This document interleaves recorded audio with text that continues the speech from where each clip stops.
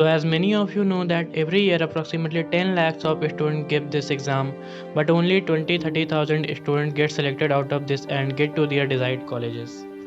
As we also know that ki 1-2 lakhs students are studying seriously for this exam, but the problem is why only 20-30,000 students get selected. And the purpose of this video is to make you aware of the mistakes that students did in their JEE preparation. So let's start the video with the first tip, or you may call it an advice also. तो जो first mistake हम लोग करते हैं basically क्या है, तो हम जो अपना जेई प्रिपरेशन में किए थे तो वो है लैक ऑफ प्लानिंग। तो ये लैक ऑफ प्लानिंग क्या है, तो देखो जेई जैसा जो कम्पिटिटिव एग्ज़ाम है तो उसमें अगर सिर्फ पढ़ने से होता तो जो हम लोग कहते हैं ना कि 1-2 लाख सीरियस कैंडिडेट है तो उन लोग का भी सिलेक्शन हो जाना चाहिए था, लेकिन out of this 1-2 lakh people only 20-30,000 student get selected. तो यहाँ पे एक रोल आता है प्लानिंग का। तो देखो प्लानिंग का बेसिकली मतलब है कि तुम अभी जहाँ पे भी हो, ठीक है, वहाँ से तुम कम से कम 1 मंथ या 2 मंथ अहेड रहो। बेसिकली तुम लोगों को सेल्फ एनालिसिस करना है कि तुम अभी किस स्टेज पे हो, ठीक है, और तुमको किस स्टेज तक जाना है। अगर तुम 99 परसेंटाइल लाने चाहते हो तो तुम्हारा कुछ प्लानिंग अलग होना चाहिए। तुम अगर 99.5 तक जाना चाहते हो तो तुम्हारा अलग प्लानिंग होना चाहिए, ठीक है। तो हम लोग बस ऐसा नहीं है कि सिर्फ पढ़ते ही जाना है, ठीक है। तो पढ़ते जाने से अगर सिलेक्शन होना था तो सबका हो जाता। एंड नेक्स्ट है कि जब भी हम लोग प्रॉब्लम सॉल्विंग करते हैं तो कभी भी टाइम को सेट करके प्रॉब्लम सॉल्विंग नहीं करते हैं। तो ये जो है काफ़ी कॉमन मिस्टेक है और मैक्सिमम स्टूडेंट लोग ऐसा मिस्टेक कर देते हैं। तो जब भी हम लोग प्रॉब्लम सॉल्विंग करते हैं तो मेरे टाइम में ऐसा होता था कि कभी कभी कोई क्वेश्चन मतलब 1 घंटा भी टाइम ले लेता था और रिजल्ट नहीं आता था। तो ऐसा तुम लोग को नहीं करना है, ठीक है। और जब भी तुमको कोई भी प्रॉब्लम जो सॉल्व करना होगा तो तुम अपना एक टाइम सेट कर लेना सब्जेक्ट के हिसाब से कि अगर केमिस्ट्री है तो हमको 20 क्वेश्चन कर लेना है 1 घंटा में, या फिर मैथ्स है तो 15 क्वेश्चन कर लेना। तो इस टाइप से तुम लोग अपने अकॉर्डिंगली तुम लोग सेट कर सकते हो, ठीक है। और कभी भी कोई भी प्रॉब्लम अगर तुमको 5-7 मिनट से ज़्यादा लगता है तो उसको उस टाइम के लिए छोड़ दो, और कभी तुमको जब फ्री टाइम मिले तो अगेन उसको फिर से ट्राई करना। इस तरह से यार तुम लोग का टाइम भी बच जाएगा और वो क्वेश्चन अगर तुमसे होना होगा तो हो भी जाएगा, और नहीं तो फिर यार तुम लोग अपने फ्रेंड से या फिर कोई टीचर से डिस्कस करके उसको सॉल्व करो।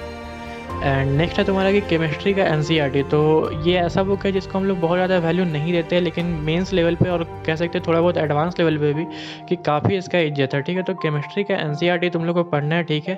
और केमिस्ट्री का एनसीईआरटी पढ़ने से तो होगा ये कि तुम्हारा जो भी क्वेश्चन जब पीवाईक्यूज़ करोगे तो काफ़ी क्वेश्चन तुमसे बनने लगेगा, ठीक है। और जब क्वेश्चन बनने लगता है ना तो कोई भी सब्जेक्ट में तुमको कॉन्फिडेंस आने लगता है, ठीक है। तो मेन वही रीज़न है कि तुमको केमिस्ट्री का एनसीईआरटी रेगुलरली पढ़ना है, और कभी भी ऐसा नहीं करना है कि मतलब एक चैप्टर पढ़े और फिर काफ़ी दिन बाद दूसरा चैप्टर पढ़ रहे हैं या फिर उसको रिवाइज़ नहीं कर रहे। तो हमेशा जो भी चैप्टर पढ़ो थोड़ा सा हाईलाइटेड पॉइंट उसमें कर लो, ठीक है, और उसको रिवाइज़ करते रहो। कैसे पढ़ना है अगर तुम किसी को मतलब थोड़ा सा इसके बारे में भी जानना है तो एक वीडियो हम बना चुके हैं, तो उसका लिंक दे रहे हैं, तो उसको भी तुम लोग देख सकते हो।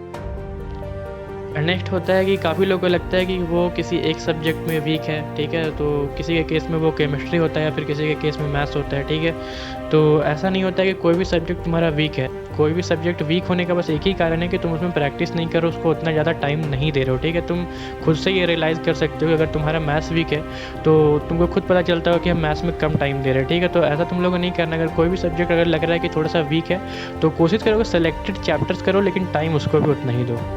एंड नेक्स्ट है कि तुमको अपना जो भी तुम्हारा शेड्यूल है या फिर रूटीन है तो उसको हमेशा थोड़ा सा चेंजेस उसमें करते रहो, रीशेड्यूल करते रहो। तो जैसे कि तुम कुछ एक शेड्यूल में पढ़ रहे हो कि आज हमको मैथ्स पढ़ना है, ठीक है, फिर केमिस्ट्री, फिर फिजिक्स। तो इस तरह से अगर तुम 1-2 हफ्ते कंटिन्यू करते हो तो काफ़ी मोनोटोनस होने लगता है फिर चीज़, ठीक है। तो उसको तुम लोग ऐसे मोनोटोनस होने नहीं देना है, ठीक है। हमेशा कुछ ना कुछ चेंजेस करते रहना है कि आज अगर हम मैथ्स सुबह में पढ़ रहे हैं तो 2 हफ्ते बाद हम केमिस्ट्री सुबह में पढ़ेंगे, थोड़ा सा कुछ ब्रेक या एक्स्ट्रा ऐड कर लेंगे। तो इस तरह से तुम्हारा चीज़ें जो है वो रिलेवेंट होने लगेगा, ठीक है। और तुमको कभी भी ऐसा नहीं लगेगा कि हम एक ही चीज़ बार बार कर रहे हैं।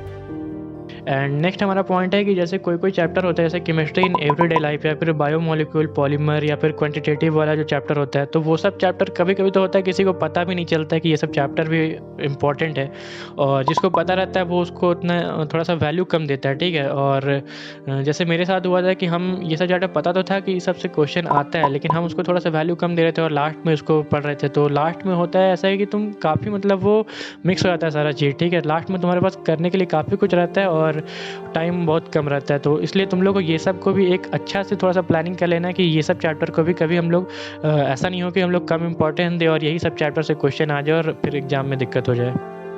एंड लास्ट पॉइंट है कि तुम्हारा सोशल मीडिया फैक्टर। तो आजकल देखो ऑनलाइन सब कुछ हो रहा है, ठीक है, तो सोशल मीडिया से दूर रहना भी काफ़ी मुश्किल है। इसलिए हम ये भी नहीं बोलेंगे कि तुम लोग को सोशल मीडिया से बहुत ज़्यादा दूर रहना चाहिए। तुम लोग सोशल मीडिया यूज़ करो, जो भी यूज़ कर रहे हो, ठीक है, लेकिन थोड़ा सा उसको अरेंज करके रखना है कि हम या तो इतना कोई पर्टिकुलर टाइम दे दो कि इस टाइम पे हम करेंगे, या फिर तुम अगर नॉर्मली भी करते हो, जैसे नॉर्मली तुम पढ़ रहे हो फिर भी तुम्हारा कुछ नोटिफिकेशन आ रहा है तो तुम अपना उसको चेक करो, लेकिन ऐसा नहीं होना चाहिए कि तुम उसमें 10 मिनट के बाद तुम 15 मिनट और कब 1 घंटा हो जाए तो पता नहीं चले। तो ऐसा नहीं कर। And that's it for today. मिलते हैं नेक्स्ट वीडियो में, ठीक है, तब तक के लिए यार वीडियो को लाइक कर देना और चैनल को सब्सक्राइब कर देना।